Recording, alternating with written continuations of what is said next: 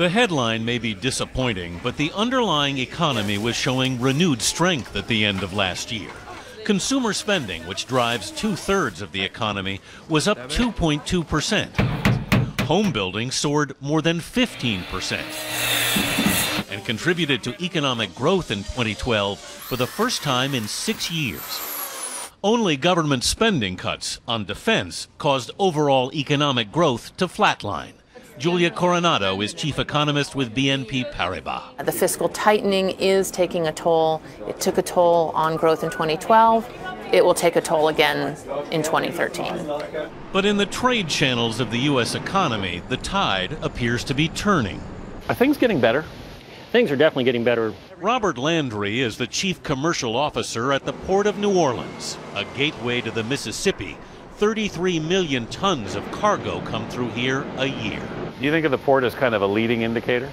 We are. You know, we see a lot of things before I think it really hits the economy, because when people are making decisions, they're making them months in advance to get them on board a ship. So what's happening now?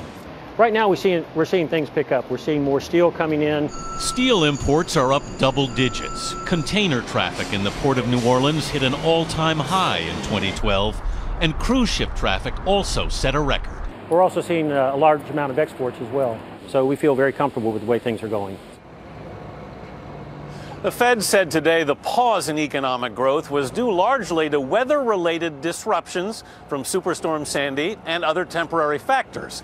As one economist put it, it's the best contraction in the U.S. economy you're ever going to see. Scott? Anthony, you mentioned that federal spending, government spending had dropped. How much does that have to do with this contraction? Well, it's a huge factor, Scott. Essentially, it wiped out a lot of private sector gains. And of course, we're going to see Congress debating more cuts in the coming months. So that could put more pressure on the economy. But the private sector continues to show improving strength. Anthony Mason at the Port of New Orleans. Thanks, Anthony.